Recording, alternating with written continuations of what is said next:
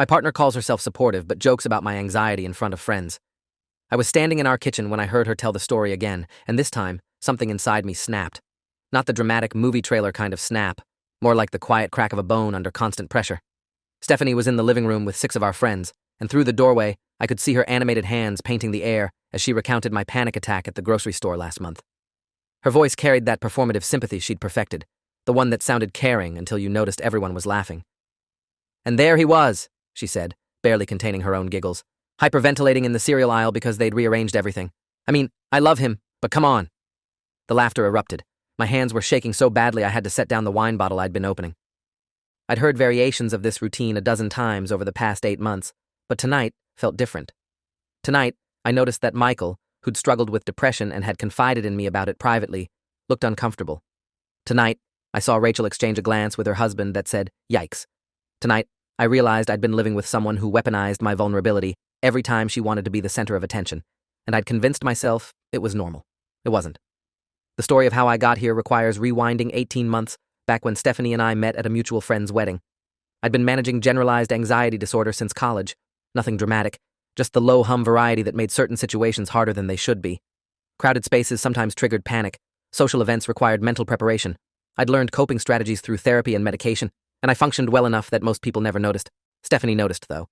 On our third date, when I'd explained why I preferred the quiet corner booth rather than the table by the loud kitchen, she'd reached across and squeezed my hand. "I get it," she'd said. "My brother has anxiety too. You don't have to explain yourself to me." That moment sold me completely. Here was someone who understood without judgment, who saw my condition as just another fact about me, like being left-handed or allergic to shellfish. For the first year, she seemed perfect. She'd check in before social events, offer to leave early if I was overwhelmed, remind me to take my medication. Her friends knew I dealt with some anxiety stuff, but she'd presented it respectfully, briefly, the way you'd mention someone's dietary restriction. I thought I'd found my person. The shift happened so gradually that I didn't recognize it as a shift. It started around month 14 of our relationship, shortly after we'd moved in together. We were at a dinner party with her coworkers, and someone mentioned a colleague who'd taken stress leave. Stephanie had jumped in with, "Oh God, that reminds me. Alex had a full meltdown at Target last week because they discontinued his favorite deodorant brand." I'm like, "Honey, it's Speed Stick, not a death in the family." The table had laughed. I'd laughed too, caught off guard, not quite sure how to react. The story was technically true. I had been disproportionately frustrated when my usual deodorant disappeared, but the way she told it stripped away all context.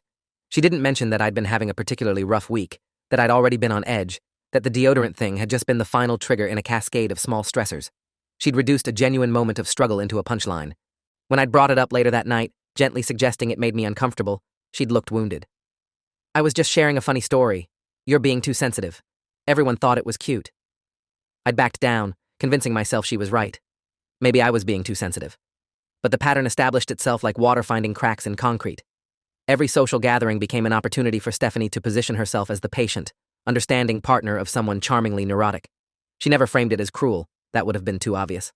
Instead, she wrapped every story in cotton candy concern, making herself the hero and me the lovable disaster she heroically managed.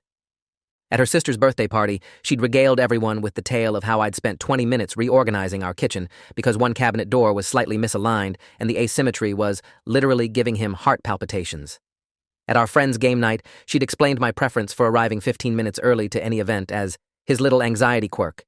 He needs to scope out the exits and bathrooms first, like he's casing the joint. Each story came with her hand on my shoulder, her fond smile, her "isn't he precious" tone that transformed genuine medical symptoms into personality quirks for public consumption. The worst part wasn't the stories themselves, it was that she'd conditioned our entire social circle to see my anxiety through her lens. People started making helpful jokes. "Should we warn Alex about any surprise elements tonight? Make sure the bathroom has a clear path for our boy." They weren't being malicious. Stephanie had trained them to believe this was how I wanted to be treated, that publicly acknowledging my anxiety with humor was supportive rather than humiliating. I kept telling myself she meant well, that her intentions were good, even if the execution felt off. My therapist, Dr. Patricia Holloway, a clinical psychologist with 23 years of experience treating anxiety disorders, saw it differently. During our session on a Wednesday in October, after I'd recounted another incident where Stephanie had dramatically pantomimed my breathing exercises at a restaurant to entertain her book club doctor, Holloway had set down her pen and looked at me with unusual directness. "Alex, I want you to consider something," she'd said carefully. "True support for someone with anxiety involves helping them feel safe and respected, especially in social contexts where they might already feel vulnerable. What you're describing isn't support. It's performance, one where your vulnerability serves as her material. I'd immediately defended Stephanie, listing all the ways she did support me, all the times she'd been understanding. Dr. Holloway had nodded patiently. I don't doubt she's capable of support, but I need you to ask yourself, does her support exist privately, where it benefits you, or does it perform publicly, where it benefits her image? The question lodged in my brain like a splinter. I started paying attention differently. The documentation began almost accidentally. I'd been journaling as part of my anxiety management. Nothing formal, just notes about triggers and coping strategies. But after that session with Dr. Holloway, I started including details about Stephanie's public comments. October 11th. Dinner with the Reynoldses. October 18th. Work happy hour. She showed people the video she'd taken of me doing my grounding exercises during a particularly bad episode, said it was educational. 3 coworkers I barely know now know what I look like mid-panic attack. October 25th. Halloween party. She introduced me to new people as my anxious boyfriend before even using my name. Reading back through these entries felt like watching someone else's relationship fall apart. How had I normalized this? At what point had I accepted that the person who saw me at my most vulnerable would use that vulnerability as social currency? The breaking point arrived on a Friday in early November. Stephanie's company was throwing a dinner party for the regional managers, and she'd been preparing for weeks. This was career important for her, a chance to impress the executives flying in from the corporate office. She'd bought a new dress, planned the menu obsessively, created a Pinterest board for table settings. I'd offered to help set up, to stay in the background, to be as unobtrusive as possible. The night started smoothly enough. I'd taken my medication, practiced my breathing, arrived early to help with final preparations. The guests arrived in waves, colleagues Stephanie had mentioned but I'd never met, their partners, a few local executives. I made small talk, refilled drinks, played the supportive partner role adequately. Then, about an hour into the evening, Stephanie gathered everyone's attention for a toast. She thanked people for coming, made a joke about the company's recent restructuring, and then, seemingly out of nowhere, said, I also want to thank my incredible boyfriend Alex, who conquered his severe anxiety disorder to be here tonight. Let's give him a round of applause for being so brave. The room erupted in applause. 23 people were clapping for me, looking at me with those pitying, admiring faces people reserve for children who finish their vegetables or dogs who learn new tricks. I felt my chest constrict immediately. This wasn't a small comment to friends. This was a public declaration to her professional colleagues, framing my medical condition as an inspiring narrative in her personal highlight reel. I could feel the panic building, the familiar tightness in my throat, the dizzy sensation that preceded a full attack. I excused myself to the bathroom, where I spent 15 minutes controlling my breathing, staring at my reflection in the mirror, trying to talk myself down from the edge. When I emerged, several people approached to tell me how inspiring I was, how lucky Stephanie was to have someone so resilient. One woman asked if I'd ever considered doing motivational speaking. Another wanted to know if I'd tried yoga. I smiled, nodded, extracted myself as politely as possible. Stephanie caught my eye from across the room and gave me a thumbs up, beaming with pride at her inclusive, awareness-raising moment. She genuinely thought she'd done something good. That realization was somehow worse than if she'd been deliberately cruel. She couldn't see what she'd done wrong because, in her mind, acknowledging mental health publicly was progressive and supportive. She'd turned my diagnosis into her diversity credential. The weekend after the dinner party, I did something I'd never done before. I recorded one of our conversations. Not secretly. I set my phone openly on the table during brunch and said I wanted to discuss something important. Stephanie had been in an excellent mood, still riding the high of her successful work event. I'd chosen my words carefully, trying to express how her public comments about my anxiety made me feel exposed and disrespected. I'd used I feel statements, avoided accusations, approached it as gently as possible. Her response was immediate and defensive. Are you seriously making this about you right now? I spent weeks planning that dinner, and you're upset because I acknowledged your presence? I was including you, Alex. I was showing everyone that mental health doesn't have to be hidden. I'd tried to explain the difference between inclusion and exploitation, between support and performance. She'd cut me off. You know what? This is exactly your anxiety talking. You're catastrophizing again. Everyone thought it was beautiful. Michael's wife even messaged me saying how moved she was. I'd pressed on, asking her to consider how it felt to have my medical information shared without my consent. Medical information? Oh my God, Alex. It's not like I announced you have herpes. Anxiety is common. It's nothing to be ashamed of. You're the one making it weird by being so secretive about it. The conversation spiraled for another 30 minutes, circling the same points. Every concern I raised, she reframed as evidence of my disorder. You're being irrational. This is your anxiety making you paranoid. You're catastrophizing again. She'd weaponized my diagnosis against me, using the very thing she claimed to support as proof that my perspective was invalid. When I'd played back the recording later, listening to my own voice growing smaller and more uncertain while hers remained confidently dismissive, I felt something fundamental shift. This was gaslighting. Textbook. Undeniable gaslighting. She was using my mental health condition to discredit my legitimate grievances about her behavior. Dr. Holloway's words echoed, "Performance where your vulnerability serves as her material." I needed objective validation that I wasn't crazy, that my concerns were reasonable. I needed someone else to see what I was seeing. On Monday morning, I called Valerie Kingston, an attorney specializing in privacy rights and workplace discrimination, who'd been recommended by a friend. I didn't know if Stephanie's behavior qualified as anything legally actionable. I wasn't even sure I wanted legal action, but I needed professional perspective from someone outside my emotional situation. Valerie, who'd practiced law for 19 years and taught medical privacy courses at the State University, listened to my entire story without interruption. Then she asked to hear the recording. After listening, she was quiet for a long moment. "Alex," she finally said, "what your partner is doing is ethically concerning, though perhaps not illegal in a criminal sense. However, depending on the contexts and your location, there could be privacy violations, particularly if she's shared medical information in professional settings. But here's what worries me more. This pattern you're describing, the public humiliation masked as support, the invalidation of your concerns using your diagnosis against you, these are tactics of emotional abuse. Have you considered that?" Emotional abuse. The term landed like a punch. I'd never categorized Stephanie's behavior that way, because abuse implied intention, malice, deliberate harm. Stephanie wasn't malicious. She was thoughtless, self-centered, image-obsessed, but not intentionally abusive. Or was she? Valerie had continued carefully. Abuse doesn't require conscious cruelty. It requires a pattern of behavior that diminishes your autonomy, controls the narrative around your reality, and uses your vulnerabilities against you when you try to assert boundaries. From what you've described, that pattern exists. She'd recommended I document everything, not for a lawsuit necessarily, but for my own clarity. Dates, witnesses, specific quotes. She'd also suggested I consult with Dr. Holloway about the psychological impact and consider what outcome I actually wanted. Do you want to fix this relationship, or do you want to leave it? Because those require very different strategies. I hadn't had an answer. The thought of leaving Stephanie felt impossible. We'd built a life together, shared an apartment, combined our social circles. But the thought of staying, of enduring more dinner parties and work events and casual humiliations wrapped in concern, felt equally unbearable. I started gathering evidence systematically. I created a private document where I logged every incident with dates, locations, witnesses, and exact quotes when I could remember them. I went through Stephanie's social media and screenshot posts where she'd written about my anxiety. There were more than I'd realized. A Facebook post from September. "Proud of my guy for managing his panic disorder well enough to join us at the state fair today. Baby steps." An Instagram story from August showing me mid-panic attack with the caption, "When Bae's anxiety kicks in at the movies, but you just hold him through at heart with ribbon #mental health awareness, #supportive parter." I'd never consented to these posts. I'd never even known about most of them until I went looking. Each one had dozens of likes and supportive comments praising Stephanie's patience and understanding. She'd built an entire online persona around being my caretaker, earning social capital from my disorder. The documentation grew. Text messages where she'd described my episodes to friends in group chats, emails where she'd explained my condition to party hosts, even a video she'd posted to her private stories showing me doing breathing exercises with the text, "Teaching him to cope DYYO." Armed with this evidence, I returned to Dr. Holloway's office on a Thursday afternoon.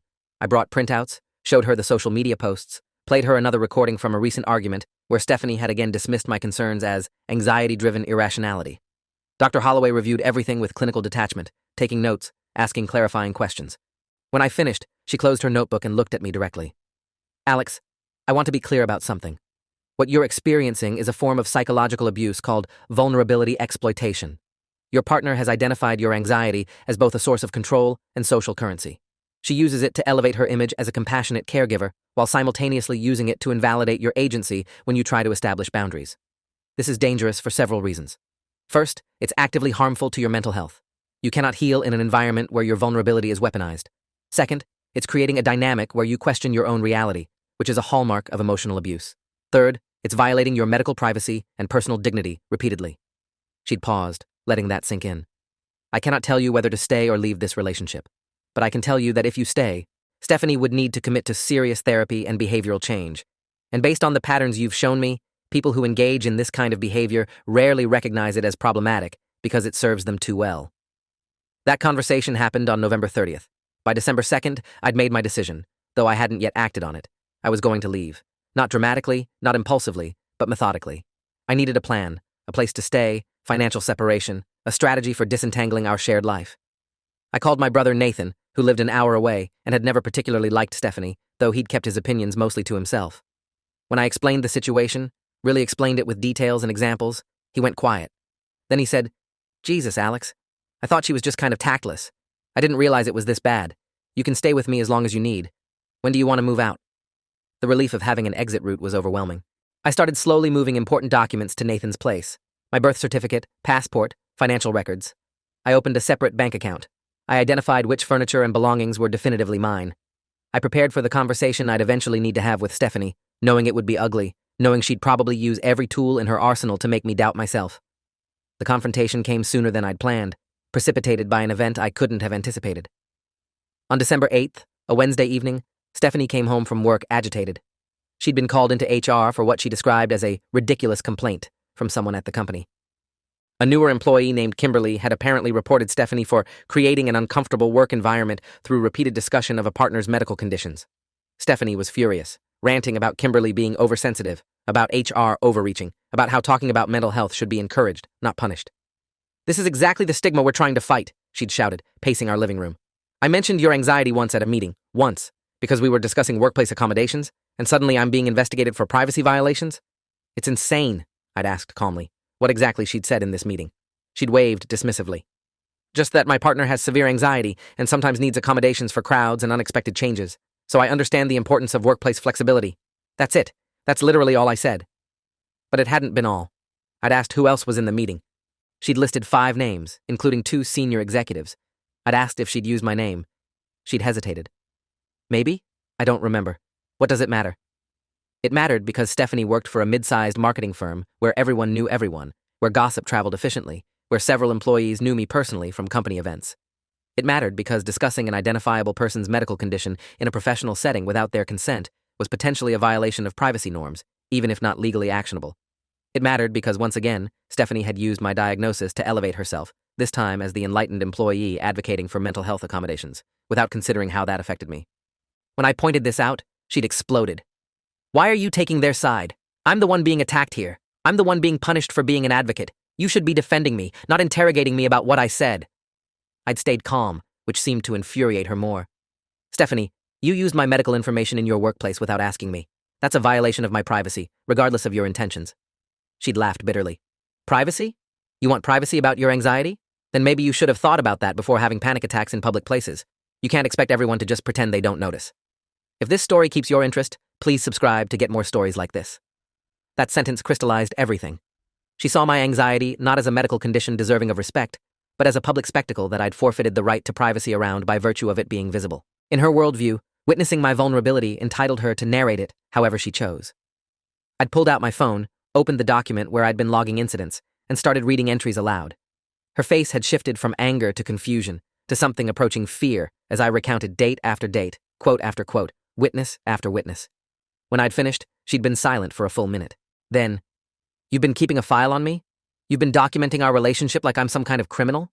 That's psychotic, Alex. That's actually unhinged." I'd responded quietly. I needed to know I wasn't crazy. I needed proof that my concerns were real because every time I brought them up, you told me I was irrational. She'd stared at me, and I'd watched something calculate behind her eyes. "This is what you do now? You gaslight me into thinking I'm the problem when you're the one secretly recording conversations and building case files? I'm calling my therapist. This is manipulative, controlling behavior, and I'm not going to tolerate it."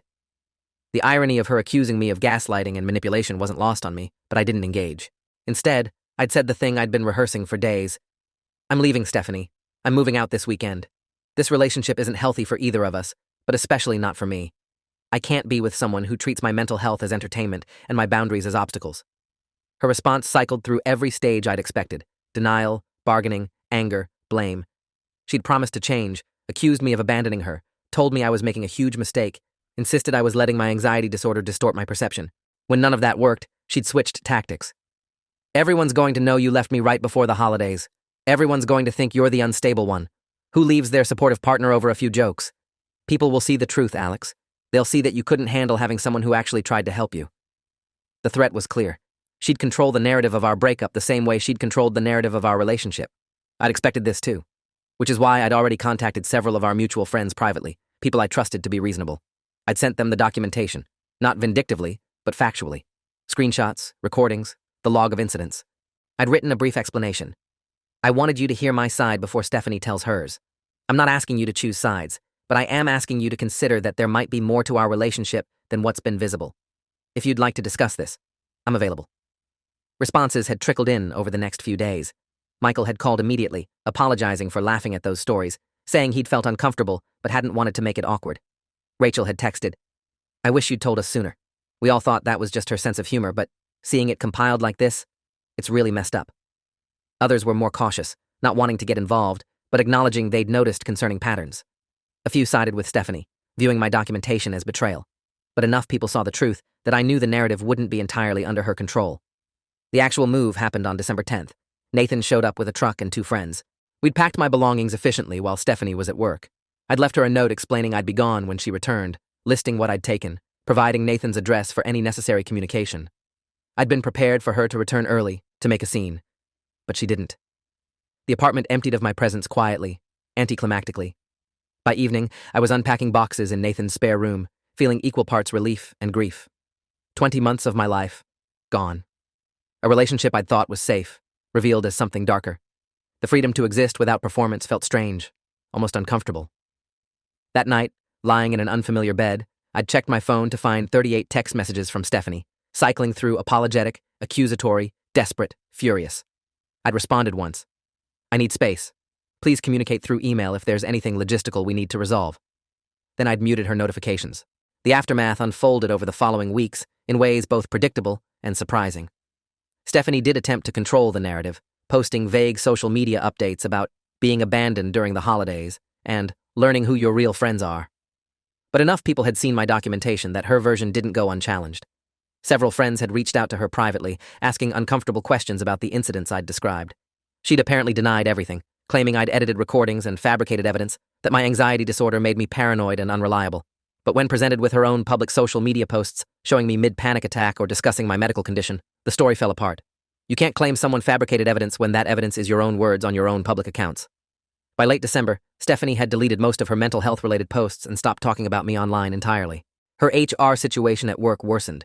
Kimberly's complaint had triggered a broader investigation into workplace culture, and several other employees had come forward with their own concerns about Stephanie's boundary violations and personal information sharing.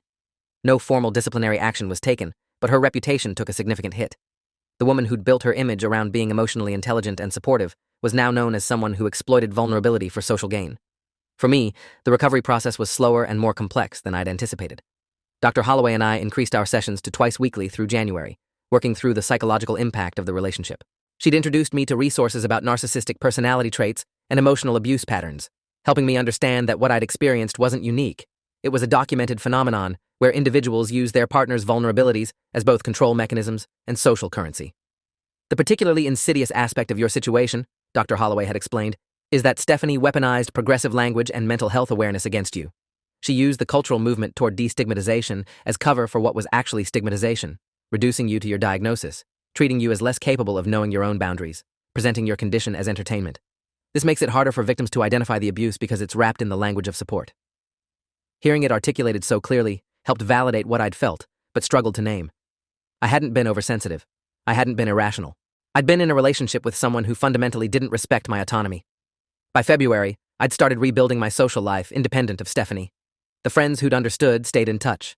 A few who'd been primarily Stephanie's friends drifted away, which felt appropriate. I'd started attending a support group for anxiety disorder management, where I'd met others who'd experienced similar boundary violations from partners or family members. One woman, Diana, shared a story remarkably parallel to mine. Her husband had treated her OCD as entertainment at parties, pantomiming her checking behaviors to make guests laugh. Another member, Richard, described how his wife had shared details of his PTSD triggers with her extended family to help them understand, resulting in relatives constantly asking invasive questions or testing his reactions. We'd bonded over the specific pain of having people who claimed to love us treat our vulnerabilities as public property. The validation from others who'd lived it was transformative. I wasn't alone in this experience. I wasn't uniquely flawed or particularly unlucky. I'd simply been in a relationship with someone whose need for attention outweighed her capacity for genuine empathy. In early March, I received an unexpected email from Kimberly, the co-worker who'd filed the HR complaint against Stephanie. She'd gotten my email address from Michael and wanted to apologize for any disruption the investigation might have caused in my personal life. "I didn't know you were her partner when I filed the complaint," she'd written. "I just knew that the way she talked about someone's private medical information made me deeply uncomfortable. After the investigation started, I learned more about the context and realized I'd inadvertently exposed a much larger pattern. I hope that didn't cause you additional harm." I'd written back thanking her, explaining that her complaint had actually catalyzed me leaving an unhealthy relationship, that she'd done nothing wrong. We'd met for coffee the following week, just as acquaintances, no romantic interest on either side, and she'd shared what the workplace investigation had uncovered. Apparently, Stephanie had a habit of oversharing about people's personal lives at work, treating colleagues' private information as conversation fodder. The HR investigation had revealed multiple instances where she'd discussed employees' divorces, health conditions, family problems, always framed as concern or support, always violating trust in the process. The thing that struck me, Kimberly had said, stirring her coffee thoughtfully, was that she genuinely seemed to think she was being helpful. Like, in her mind, talking about people's struggles made her compassionate and aware. She couldn't see that real compassion would mean respecting boundaries and privacy. It was all about how it made her look. That observation stayed with me because it aligned with something I'd been processing in therapy, the possibility that Stephanie truly didn't understand what she'd done wrong. Not because she was stupid, but because her empathy was performative rather than genuine. She'd learned the language of support and awareness without internalizing the values behind it. She knew how to appear caring without actually caring about the impact of her actions on others' dignity. Dr. Holloway had called it narcissistic empathy deficit, the ability to recognize others' emotions intellectually without feeling compelled to honor their boundaries or prioritize their well-being over your own image. It made Stephanie both more and less culpable. More, because she was educated enough to know better. Less, because she might genuinely lack the capacity for the kind of empathy that would make her behavior feel wrong to her. By April, 5 months after leaving, I'd achieved something I hadn't experienced in years: genuine peace about my anxiety. Without someone constantly narrating my condition to audiences, without every coping mechanism becoming potential entertainment, I'd been able to manage my symptoms with significantly less shame. I'd had panic attacks, of course. Anxiety doesn't vanish just because you leave a bad relationship. But those attacks happened in private, or with people I'd explicitly consented to support me, and there was no secondary trauma of wondering who would hear about it later, how it would be spun, what humorous anecdote would be crafted from my suffering. I'd started dating again, cautiously.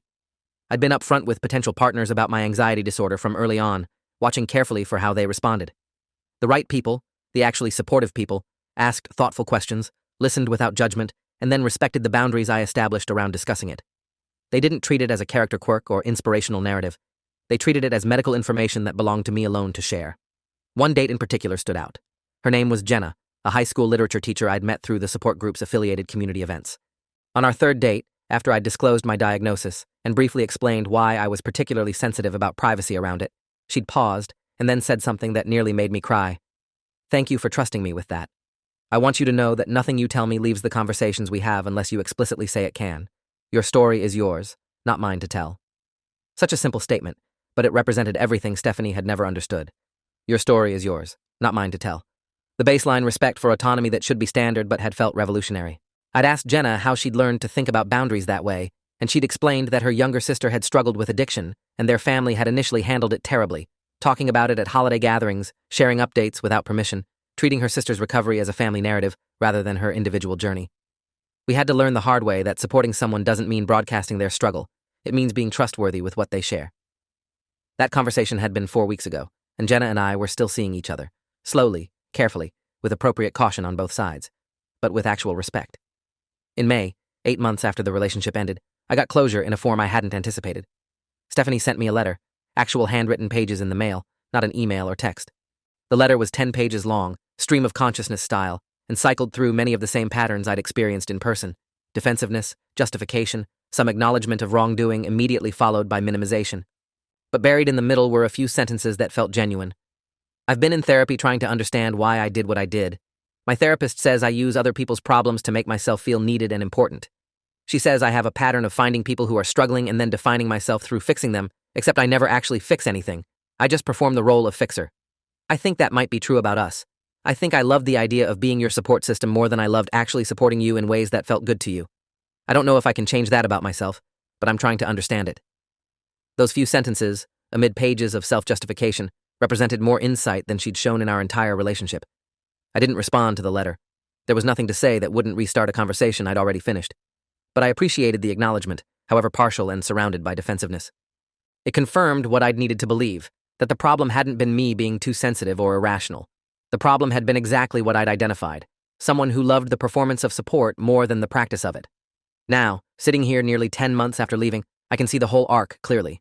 I spent 18 months with someone who treated my anxiety as both prop and punchline, who built her identity around supporting me while systematically undermining my dignity, who used progressive language about mental health awareness to justify behavior that was fundamentally exploitative. I convinced myself I was being too sensitive because she'd convinced me my disorder made my perspective unreliable. I stayed longer than I should have because disentangling from someone who claims to love you while hurting you is cognitively dissonant and emotionally exhausting. But I also learned that documentation matters, that trusting your gut when something feels wrong is valid even if you can't immediately articulate why, that support from genuinely empathetic people looks completely different from performed empathy. I learned that privacy around medical conditions isn't shameful, it's dignified, that boundaries around personal information aren't secrecy, they're agency, that mental health awareness means respecting people's autonomy over their own narratives, not appropriating their struggles for social currency. The most important lesson, though, was about the difference between being understood and being respected. Stephanie understood my anxiety intellectually. She knew the symptoms, the triggers, the clinical terminology. She could describe panic attacks accurately and recommend coping strategies competently, but she never respected my right to control how that information was used, shared, or framed. Understanding without respect is useless. It just makes the exploitation more informed. Real support requires both, comprehending what someone experiences and honoring their boundaries around it. That's what I look for now in all relationships, romantic or otherwise. Not just, do you understand what I'm dealing with? But will you respect my authority over my own story? I still have anxiety. I still have panic attacks occasionally. I still need accommodations in certain situations. But those facts about me no longer feel like vulnerabilities that might be weaponized at the next social gathering. They're just part of my medical reality, managed with treatment and coping strategies, shared only when I choose to share them. The relief of living without constant performance anxiety, the meta-anxiety of wondering who's watching my anxiety to later recount it, has been profound. My actual anxiety symptoms have decreased measurably since leaving Stephanie, which Dr.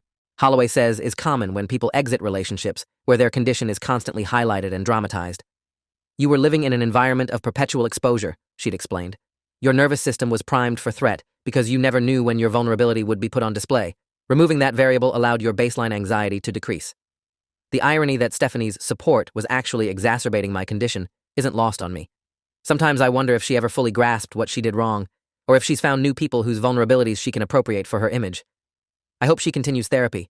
I hope she develops genuine rather than performative empathy. But mostly, I just don't think about her much anymore. She's become a cautionary tale in my own story, a chapter about learning to recognize emotional abuse even when it wears the mask of support. The friends I've kept from that period of my life sometimes ask if I regret the relationship, if I wish I'd left sooner, if I'm angry about the time lost. The honest answer is complicated. I regret the pain. I wish I'd recognized the patterns earlier. But I'm grateful for what I learned about boundaries, documentation, trusting my perception, and the difference between being loved and being managed. Those lessons have value that extends far beyond one failed relationship. Last week, Michael, who'd been there that night in the kitchen when everything crystallized, asked me if I'd ever confront Stephanie directly about the damage she'd caused, make her really understand the impact. I thought about it and said no. Not because she doesn't deserve to understand, but because I don't need that closure anymore.